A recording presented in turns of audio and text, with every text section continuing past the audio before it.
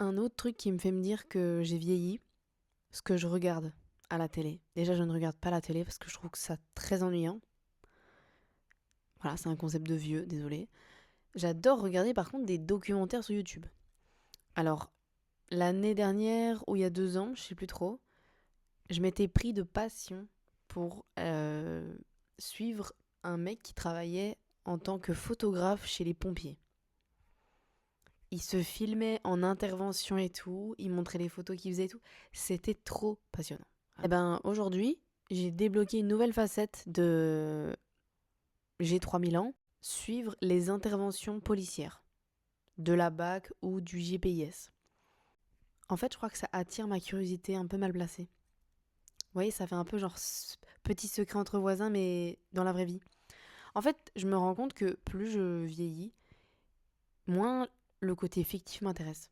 Entre regarder une série qui est montée, scriptée, bah, je préfère regarder, suivre des pompiers dans la vraie vie, dans leur quotidien. Alors évidemment, c'est monté, etc., on s'entend. Mais tu vois, le fait que c'est flouté, machin, à un moment, j'aimais bien regarder les trucs de genre accident de la route et tout. À un moment, vous allez vous dire, mais elle est malade, genre.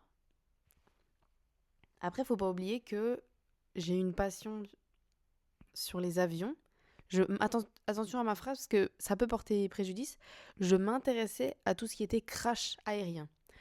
Je ne me réjouissais pas que des gens soient morts, c'est pas ça. Mais j'essayais de comprendre si c'était une raison mécanique. En fait, j'aime bien comprendre les choses. Donc voilà, dites-moi si vous êtes comme moi ou si je suis la folle du bus, comme d'hab. Mais j'ai vraiment un besoin de comprendre les choses et tout ce qui est enquête, que ce soit les enquêtes aux États-Unis, les meurtres, les homicides, les histoires bien louches de famille et tout, genre les étudiants qui avaient été tués dans leur sommeil et tout.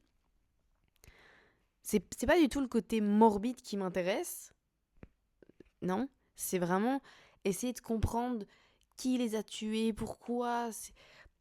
Souvent, 80% du temps, on vous dit juste c'était le fou du bus, il est passé par là, voilà, il les a tous massacrés, basta. Et souvent, ça me frustre, voilà.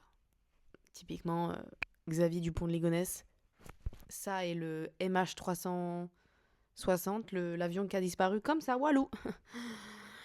Ah, je vous jure, choc barre. Il y a trop de questions dans ce monde, je pense qu'il me faudrait 3 vies.